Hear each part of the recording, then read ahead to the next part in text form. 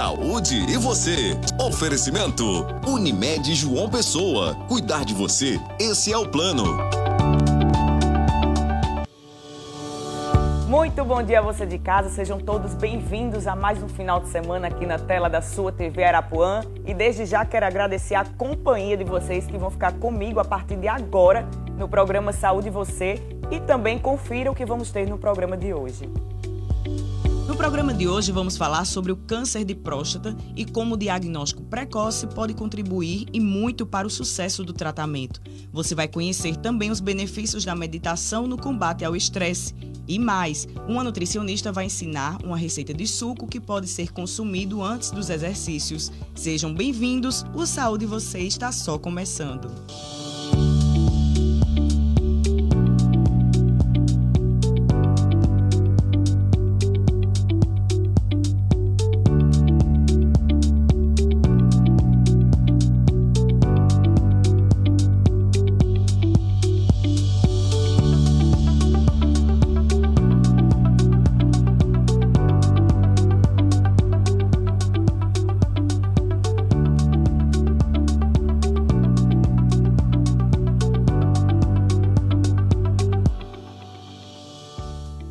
Sejam todos bem-vindos ao final de semana aqui na TV Arapuã, no programa que está começando a partir de agora, o Saúde e Você. Sejam todos bem-vindos. Espero que vocês aí de casa estejam bem, com a saúde em dia, e se não tiver, a gente vai ajudar ainda mais a enriquecer, tá certo?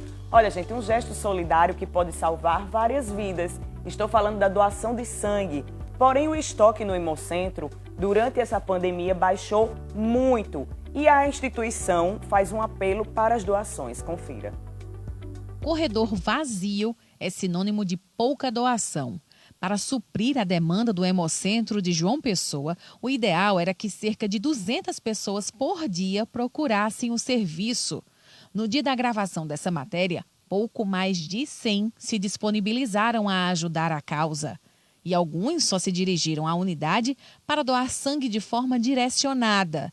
Foi isso que aconteceu com Wallace, mas há quase 30 anos. Um vizinho precisou na época. Hoje, se tornou um doador assíduo, principalmente ao descobrir que o sangue dele, A negativo, é um dos mais difíceis de se encontrar. De lá para cá não parei mais. Todos os anos eu faço 2, 3 doações por ano. Eu recomendo qualquer pessoa que faça doação, porque faz bem a quem precisa e não faz mal nenhum a gente. Beni foi a primeira vez ao Hemocentro porque a mãe ia fazer uma cirurgia. Isso foi há mais de uma década. Agora, 3 vezes ao ano, tem um encontro marcado com a solidariedade. Eu gosto de doar, fiquei com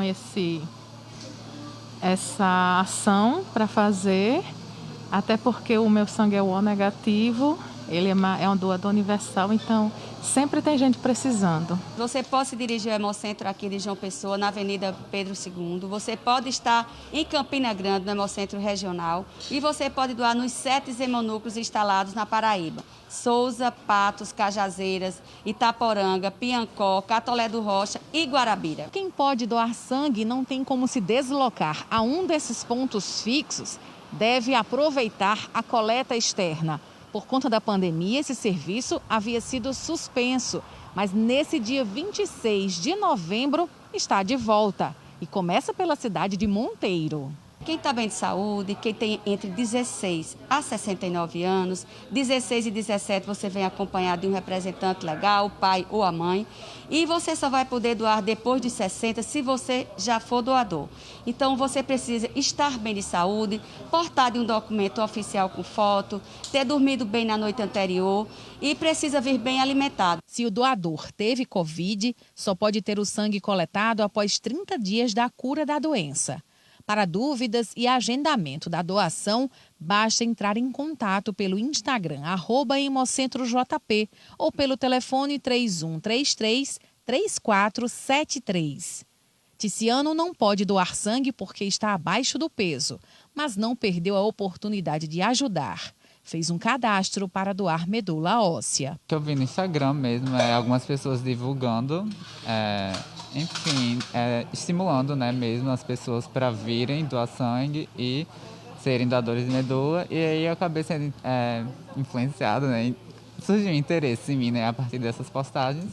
E aí eu acabei vindo e chamando, né, alguns amigos para participarem também, né. Olha aí, um ato bonito, solidário e que a gente está sempre precisando, né, para falar a verdade. Não só na hora de fazer campanhas, mas se conscientize, se solidarize e ajudar sempre ao próximo é o que a gente sempre tenta levar para você aí de casa, tá certo? Então, nessa época de pandemia, já que as coisas estão voltando aos pouquinhos, vamos retomar esse pensamento aí também da doação de sangue, tá certo? Olha, gente, cansaço, dor de cabeça, falta de ar, falta de apetite, pode ser algum dos sintomas da anemia. Esse assunto, em algum momento da vida, você já deve ter ouvido falar. Mas aí a gente quis trazer mais a fundo e para conversar sobre o assunto, recebo aqui no estúdio a hematologista, a doutora Amanda Medeiros. Seja bem-vinda, Amanda. Mais uma vez, eu saúdo você. Fazia tanto tempo que tinha vindo, né? Sim. Aí, nessa época de pandemia, a gente passou um tempo afastada, agora estamos retomando. Seja bem-vinda, viu? Muito obrigada. Bom dia, gente. Primeiro, agradecer o convite de vocês. Que tema importante que vocês trouxeram. A anemia é um tema tão relevante, tão recorrente no nosso meio. Da prática diária de todos os colegas médicos, independente de ser hematologista ou não.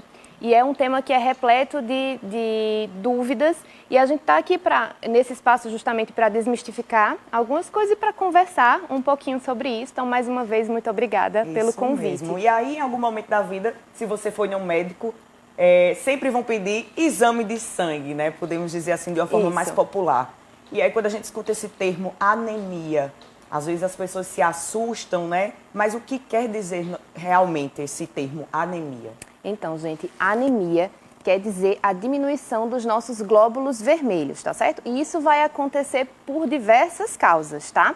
Pode ser por um déficit vitamínico, que é a coisa mais importante. Por exemplo, deficiências de ferro, deficiências de vitamina B12, deficiência de ácido fólico. O tipo de anemia mais comum no mundo é a deficiência de ferro. Então, como você falou, alguém alguma vez na vida já se deparou com anemia e na maioria das vezes vai ser por deficiência de ferro.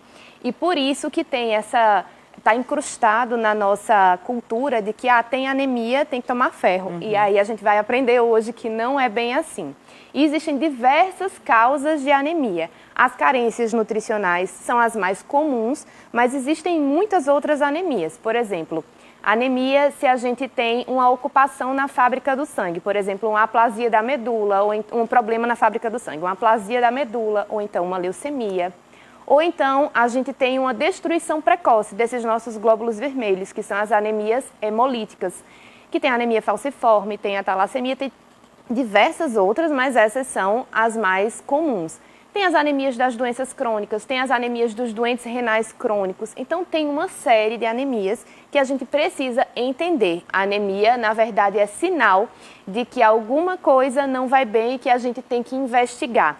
E o tratamento desse paciente vai ser individualizado, né? O tratamento que vale para mim não é o mesmo que vai valer para você, porque as causas vão ser completamente diferentes. E aí muitas pessoas às vezes têm um pouco de receio de procurar médico, de fazer exames, porque dizem, eu estou procurando doença. Não é assim. Até porque quanto mais cedo se descobre, por exemplo, a anemia, mais sucesso vai ter no tratamento, né? Exatamente. E quando você fala da hematologia, ainda existe um misticismo em relação a isso, porque quando você é encaminhado para o hematologista, o paciente tem uma falsa impressão de que ele vai receber um diagnóstico oncohematológico, por exemplo, uma leucemia. Exato. E a preocupação do paciente quando chega para a gente, na maioria das vezes, é saber assim, essa minha anemia, ela vai virar uma leucemia e a gente vai conversar que uma coisa é uma coisa e outra coisa é outra coisa. Quem tem leucemia tem uma tendência a ter anemia, e na maioria das vezes tem, mas quem tem anemia não necessariamente, na maioria dos casos, não tem leucemia, né? Um outro diagnóstico. A anemia, ela pode ter característica genética? Sim, na verdade, essas anemias hemolíticas que eu te falei, elas podem ser hereditárias. Então, a anemia falciforme, a talassemia, elas têm características genéticas, né? São casos na família de origem recessiva e que esses pacientes podem herdar dos pais. E aí, além desses sintomas que eu falei logo no início, dor de cabeça, a questão da falta de apetite que muitas pessoas têm, tem alguns outros sintomas que quem está em casa pode ver que está alguma coisa diferente no seu corpo e já se atentar, eita, isso aqui pode ser anemia, e procurar um profissional adequado para isso. Exato. Então, os sintomas de anemia, eles são subjetivos. Então, tontura, fraqueza, falta de ar, indisposição, cansaço aos esforços para subir um lance de escada, por exemplo, para caminhar curtas distâncias e ter esse cansaço aos esforços, falta de atenção, né? São sintomas subjetivos, né?